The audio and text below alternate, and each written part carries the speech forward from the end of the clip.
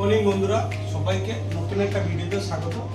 তো আজকের ভিডিওটা হচ্ছে ফ্যান নিয়ে। তোমরা যারা ফ্যান কেনো, তোমরা অনেকে ফ্যান কেনো, বাট ফ্যান কিন্তু কিনে বাড়িতে লাগাতে পারো না।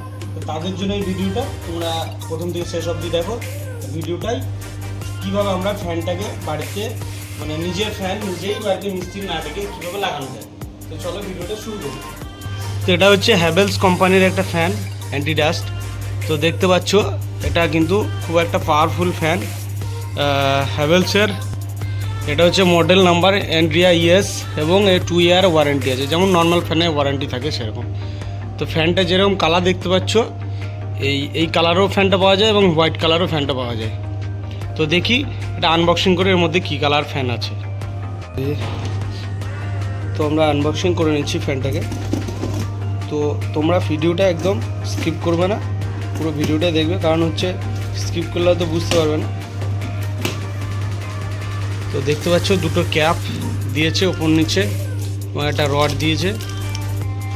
আর এখানে যে ফ্যানের যে নাট বল্টু এবং ওপরকার হ্যাঙ্গিংটা থাকে সেটা দেওয়া আছে।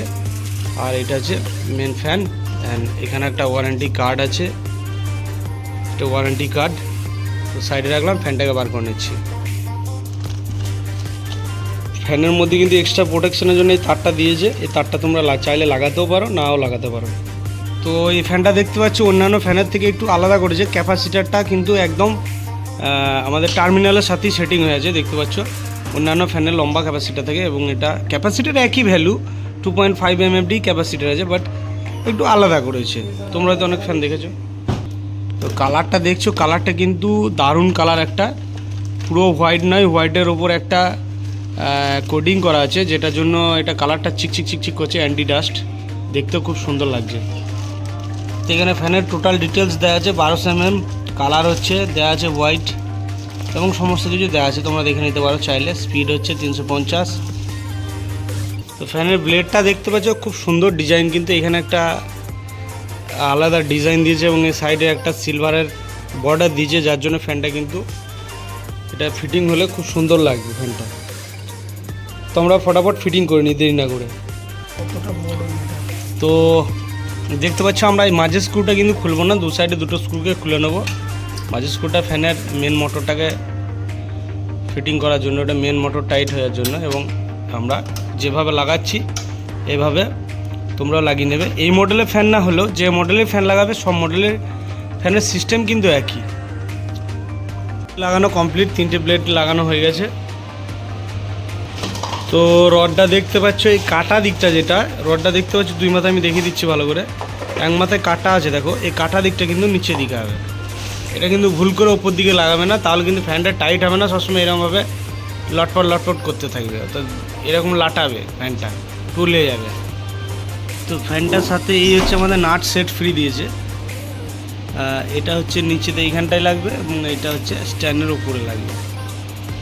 তো ফ্যানে দেখতে পাচ্ছ উপর দিকে যে ফুটোটা আছে, এই ফুটোতে কিন্তু তারটা ঢোকাবে না, তারটা ঢোকাবে এই ফুটোতে, কারণ এই ফুটোটা হচ্ছে নাট লাগানোর জন্য। এইটা দিয়ে তারটা গলিয়ে একদম এই নিচের এইখানে তারটা বেরোবে, এইখানটায়। তো আমরা তারটা গলিয়ে নিয়েছি, এবার আমরা এখানে নাট বল্টটাকে টাইট করে দেবো। তো বন্ধুরা, আমরা দুটো ক্যাপকে ঢুকিয়ে নিলাম, এবার নাটটাকে টাইট করে দেবো, কারণ ক্যাপ দুটো আগে ঢুকিয়ে নিতে হবে, পরে ঢোকালেও ঢোকানো যাবে।